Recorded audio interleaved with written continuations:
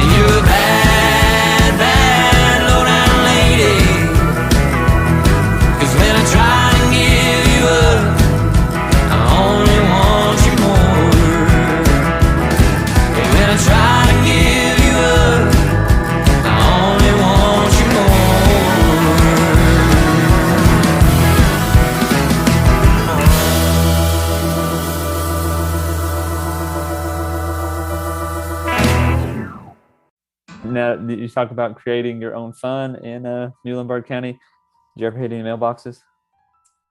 I never did the mailbox thing. I did steal a lot of road signs, though, incriminate myself a little bit. But we got on a pretty big kick of doing that, and then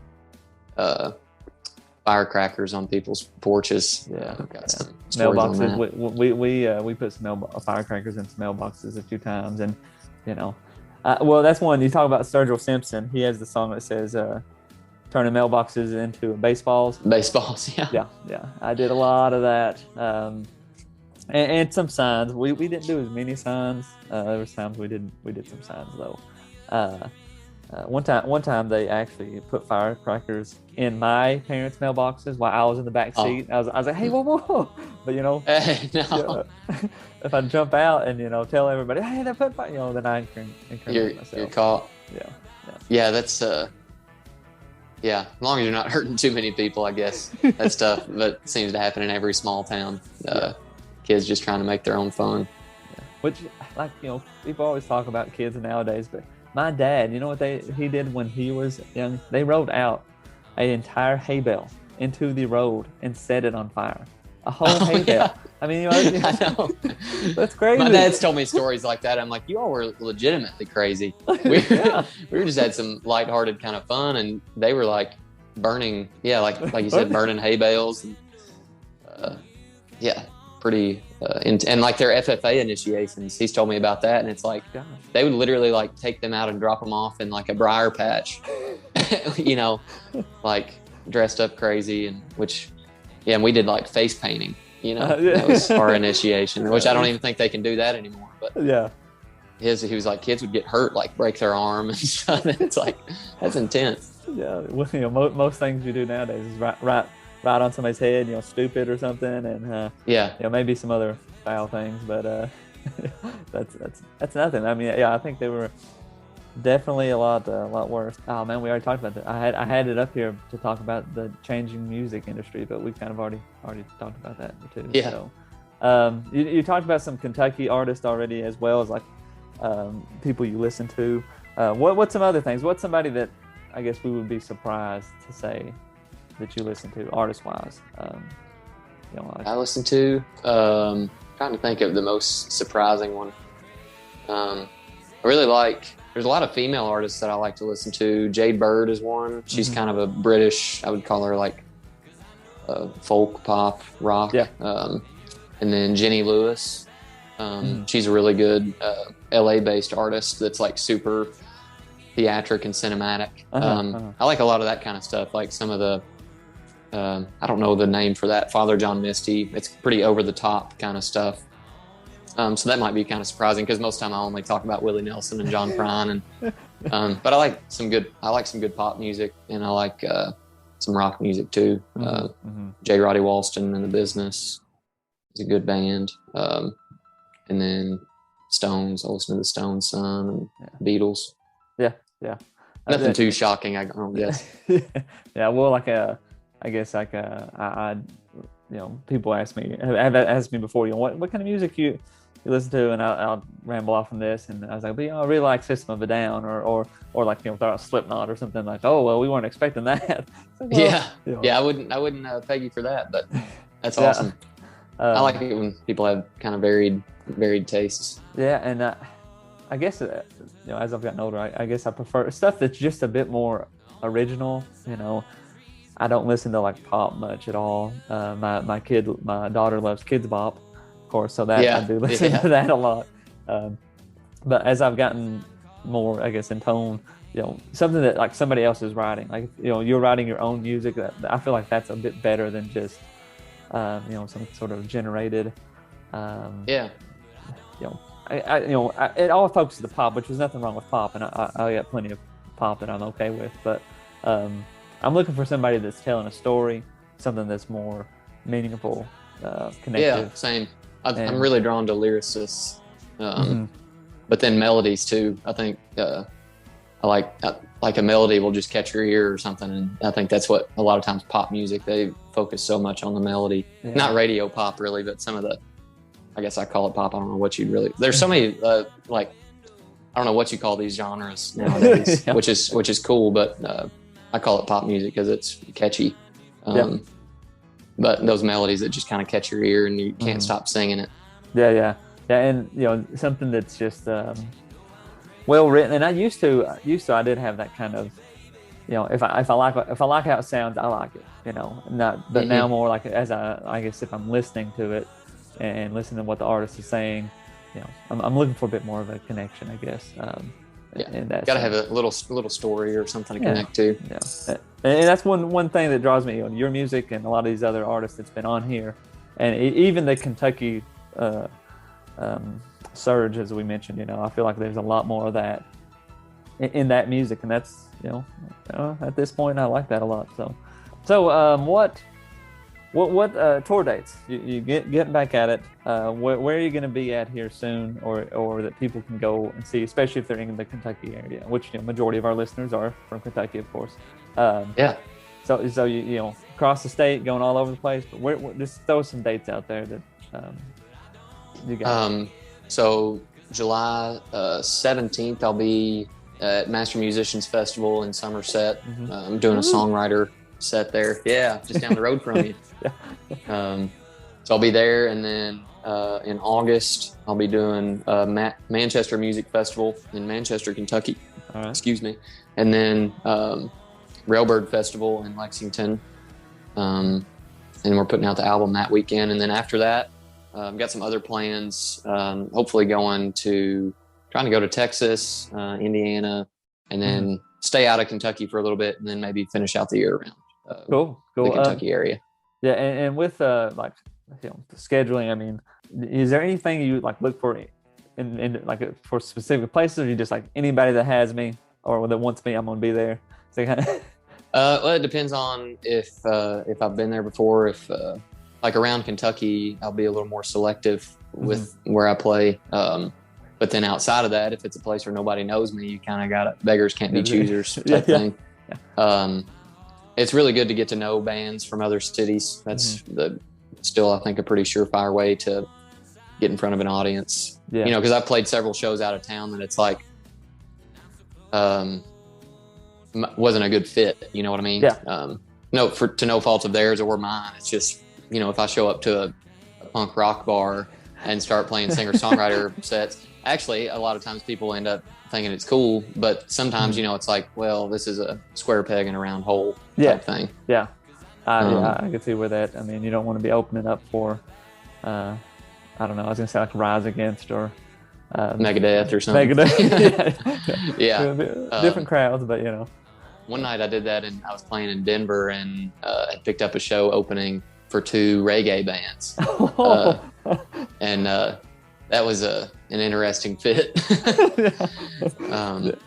But it was fun. That one of the bands was really nice, the other one wasn't. But yeah. Was it a cloudy venue? I mean, what's that? Was it a cloudy venue or you know? Oh yeah, exactly. Yeah, Colorado reggae, you can imagine. And and it was like a barbecue joint too, so I'm sure they sold a shit ton of food. Yeah, that probably is that is exactly what you want to sell, a lot of barbecue. Yeah, Munchie City. So, when you talk about playing, so where'd you get your start at? You went to school at Lexington or at UK, right? Mm-hmm. Now, was you getting an ag degree, or what was your degree in? Yeah, I got a agricultural economics degree and then a community leadership development degree. Cool. Yeah. So how did that go? I mean, how did that lead to you writing music? Right.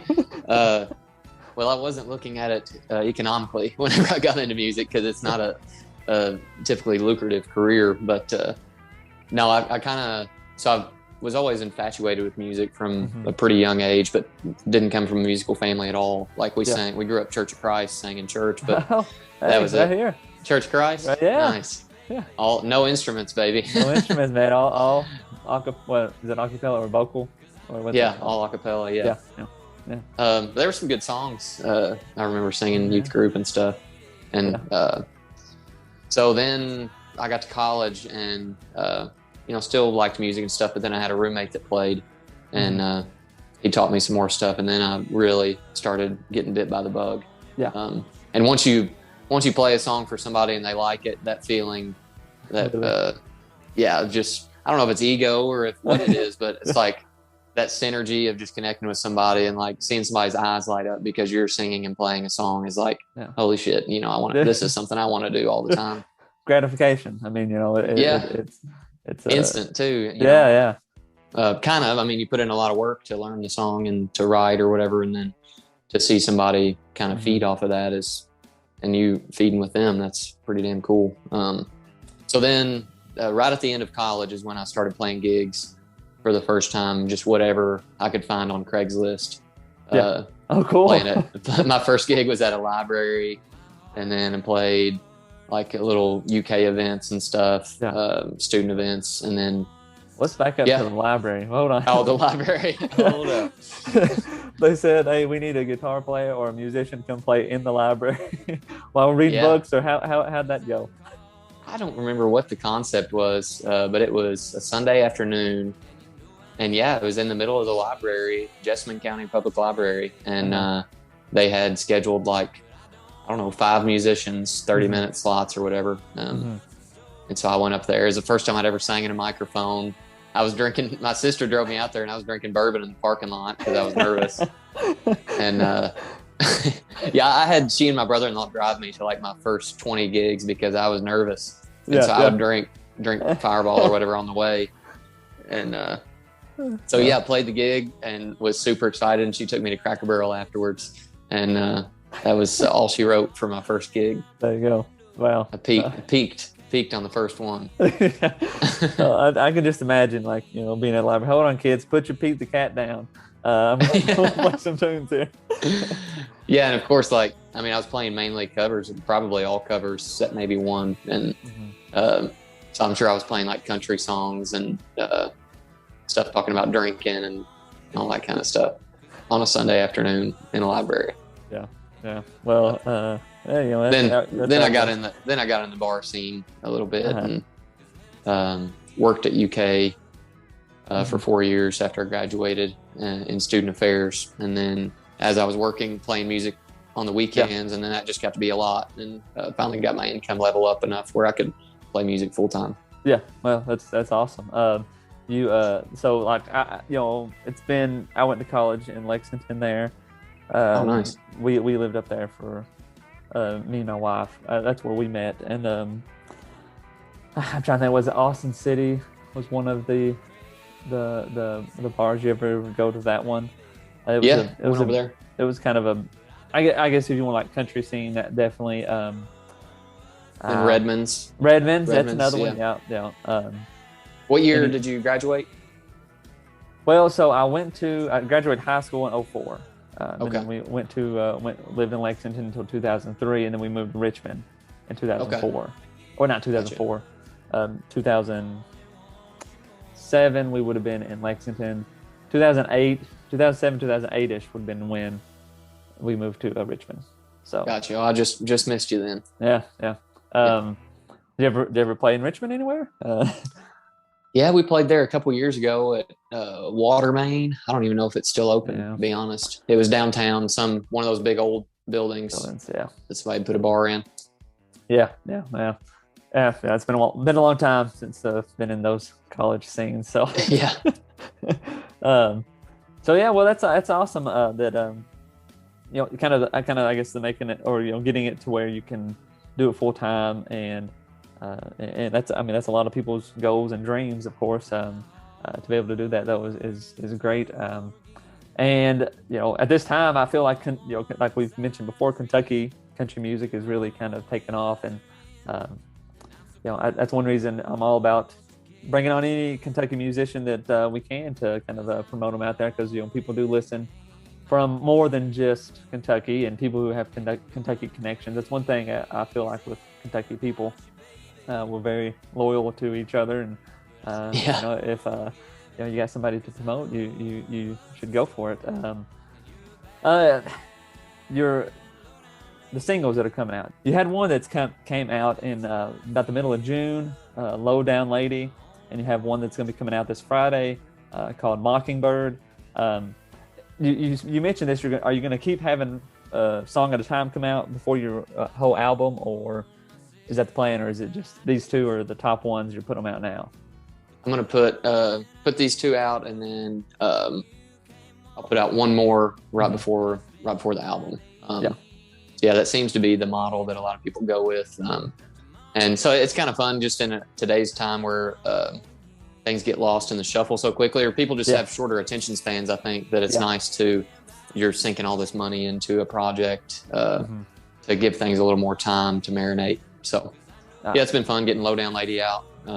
It's a kind of a fun summer song, and then Mockingbird. We'll be pushing that one on radio and stuff, and then Turning Tides will be the third single, which is the title track for the album. Cool.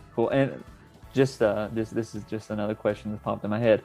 Putting songs on the radio. How you know?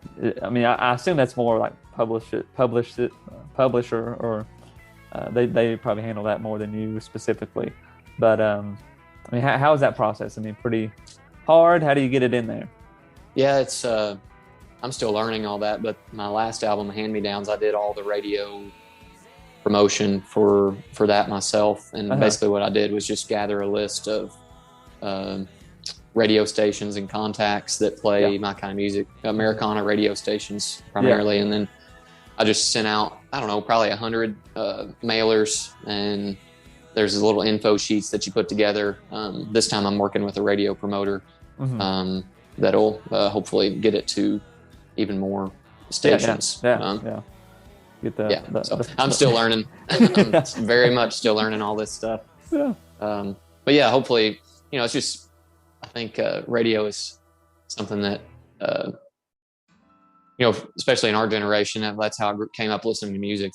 Way before iPods and all that stuff. Way before streaming. So I still think it's a good way to discover music, and a lot of people still use it. Yeah. Well, my kids, they are definitely spoiled to the point of commercials. Like they just don't understand commercials. They're like, why is this commercial on here? I get everything else, streams. We get Disney Plus, no commercials. We play the Kids Bop, of course, like on iHeart or on the iPhone, and no commercials. And they're like, whoa, what's these commercials? But then they go to my grandma's house, and all these toy commercials start popping up. I was about to say. They're like, I want that. I was about to say, you're lucky because you're not getting all, because I remember that as a kid. You see something, it's like, whoever makes those ads, I mean, obviously knows exactly what they're doing, because it works. Yeah. See some new toy or something. It definitely does. And but anyway, so typically have us a little history quiz. Are you ready for your? I am. Muhlenberg. I don't know if I am ready, but I'll take it on the chin. All right. Well, and again, don't be heartbroken if you get a few wrong or anything like that. You get no reward, just pride or disappointment. That's okay.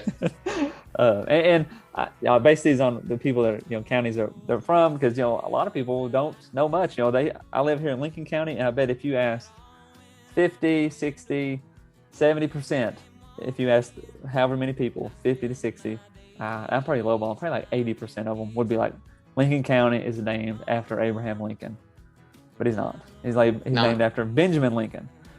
Gotcha. I didn't know that. He's a Revolutionary War general and this and that. But yeah, Lincoln County was founded in 1780, which is way before Abraham Lincoln was even born. So yeah. So anyway, that's crazy. That's my spiel. So, who is Muhlenberg County named after? I mean, I've heard this. I think he was in a Revolutionary War person too, general. right? Yeah. Yep. Okay. Oh man. I mean, it's right on the sign downtown, and like I live a few miles from there. Yeah. Oh, shoot. I'll give you a hint. Okay. I'll give you a hint. The first name is the same as an apostle. Oh, Peter. There you go. Yeah. Yeah. Peter Muhlenberg. I had P on the tip of my tongue. Okay. Nice. I've driven by that sign so many times, or walked past it. And... Nice. Next question. When was Muhlenberg County formed? It was 1700s, right? Like. Okay. When I'll give you this clue. So Lincoln County was one of the first three in 1780. All right. Kentucky was formed in 1792, or Kentucky became a state in 1792. So Muhlenberg County was named after Kentucky was a state. Okay. So that gives you a good ballpark. 96? 1796? No? 98. Oh, man. Close. My next clue was going to be a year Kentucky won a title. There you go. Yeah, I would have gotten that one. Right, you give good hints. This one you should be able to get this one just living there. What counties touch Muhlenberg County? So we got, I guess I'll start at the bottom. Todd. Go the other way. Todd. Hopkins. Does Christian? Yep, that's three. Christian does. Okay, so we're coming around that way. I'm trying to think what's up there. McLean. Ohio. Yeah. And then Butler. Yep. You got one more. And then shoot, what's Russellville in? That's it. Logan County. Logan County. There you go. Logan County. Yeah, well, I used to run track and cross country, so I'm thinking of all those bus rides, for our like weekday track meets and stuff. I was thinking of all the time because I remember you'll appreciate this from a small town. Logan County had a Taco Bell and we didn't. So it was like everybody was not excited to run the track meet, but we were going to Taco Bell afterwards. Priorities. There you go. Yeah. So Muhlenberg County was formed out of 2 counties. Which 2? Now this is hard. I don't know a good way to give you a hint. Okay. Especially if you don't know when the other counties were formed. Yeah. I think this would be a correct hint. Think of the biggest 2 now. I think Ohio is huge, and Ohio County. It's a pretty big county right now. Okay. Yeah. I mean, it is a big county, but I guess that's why I don't know. Yeah, I should know it, but actually, let me look at my little. I got a little map here. I can look at it. Okay. Okay, not Ohio County, but the other 2 big ones. Okay. Christian County. Yeah, that's one of them. Okay. So Christian and, I guess it'd be Christian and Todd, or no, Christian and Hopkins. Christian and Logan. Oh, Christian and Logan. Okay, so they basically just split it off.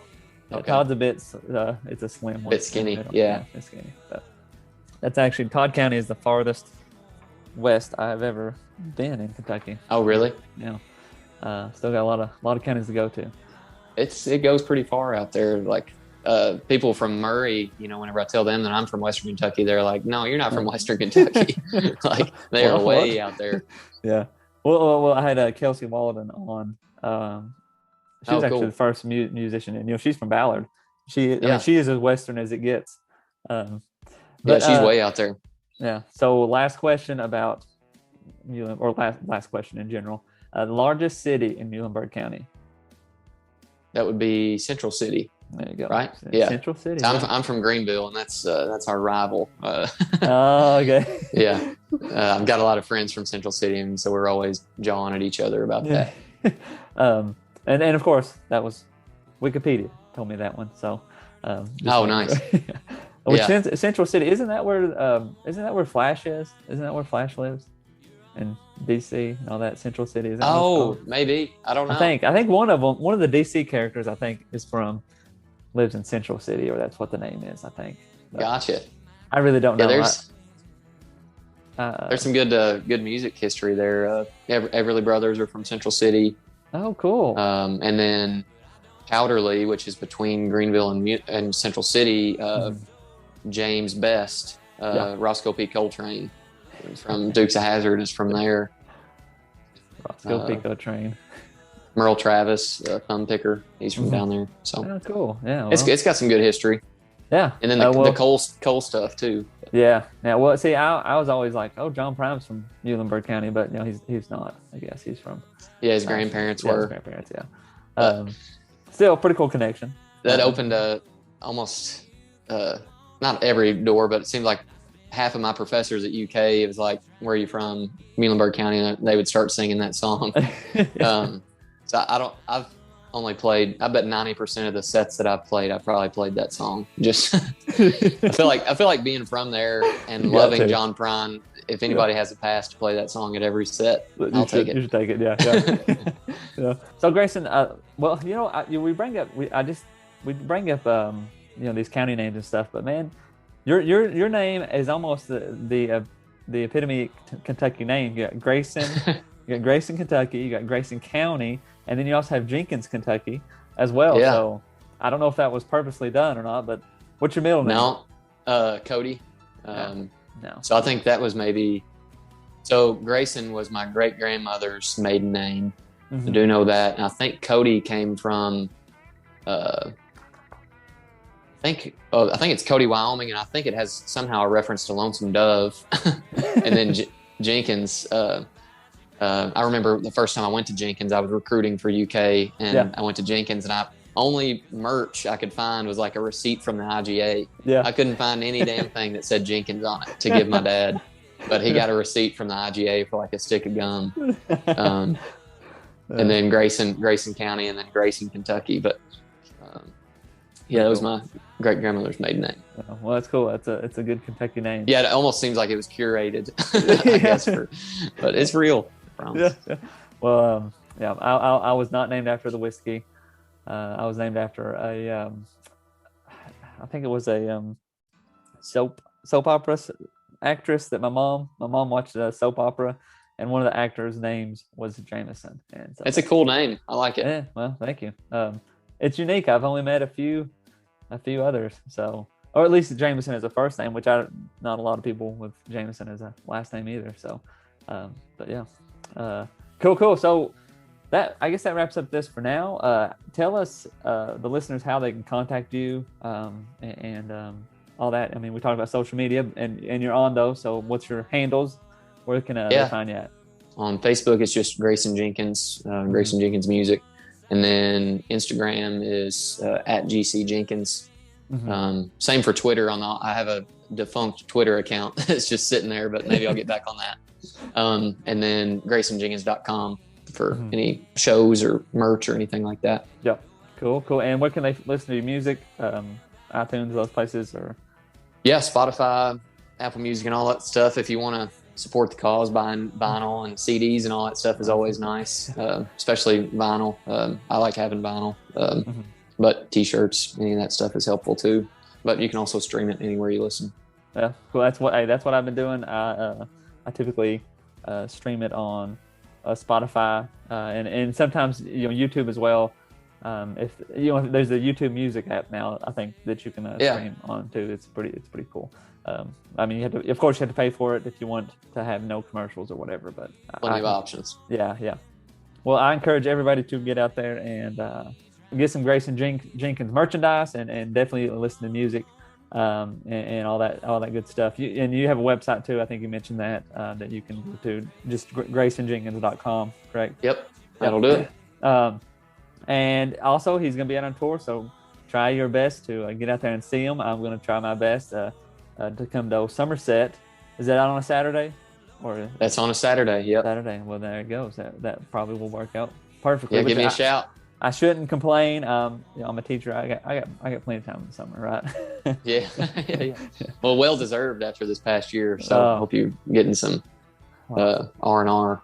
That's a podcast on its own. Is the year of 2020 or COVID year, whatever you want to refer to it as. But hey, thanks again for coming on. The invitation is open if you put out a new album, or if you're just on tour and like, hey, you want to drop in and say, hey, I'm here. The invitation is out there. You know how to reach us here. And is there anything else you got to say? No, I just appreciate you having me on, and I look forward to catching up some other time and talking more about Kentucky history and music and all that good stuff. All right. Well, if there's not anything else, thanks for listening, and we'll see you next time.